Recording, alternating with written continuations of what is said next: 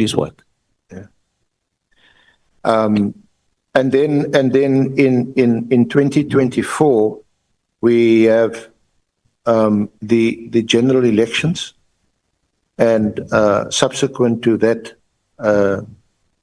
we have the formation of the GNU, and we have the appointment of a new minister, Minister Senzo Mchunu.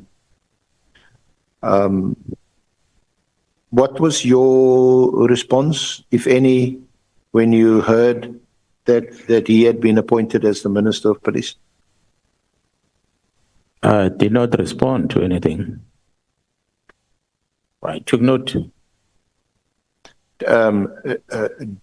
Do you or did you know him at the time of his appointment? Yeah, well, beside knowing the minister as the former premier of the province where I come from, but I had personally met him in his own house prior, I would say, few weeks before his appointment to the police. I was privileged to meet with him in his own house. What was the occasion of that meeting? It was a meeting arranged by the Chief of Staff, Mr. Nkabinde. He personally wanted to introduce me to the Minister of Water Affairs. So I drove with him into his house, and we met, we drank coffee, and then we got to know each other. That was that. So, but this is, when you talk about the Chief of Staff, this is Mr. Nkabinde. Mr. Nkabinde, who subsequently was appointed Chief of Staff when That's correct. Minister Mchunu was appointed. So, Yeah. So at the time, Nkabinde wasn't yet the Chief of Staff. Yeah, well, he was unemployed at the time.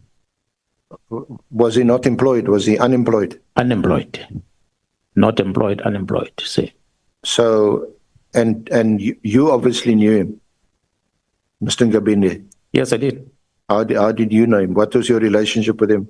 I got to know Mr. Nkabinde because he was working at IPET and he was close to the one investigator within IPET, Mr. Mahlangu, who was working with him at the time, the late Mr. Mahlangu, who was a brother to a colleague of mine who was working in the police, was a brigadier in the police.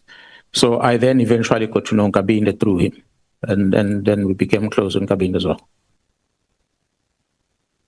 And Nkabinde, did he do any service in the police? Nkabinde is a former policeman. He left the South African Police Service as a junior member as an investigator and was recruited by IPET, and he worked at IPET for many years, and then he left IPET and he was unemployed after that.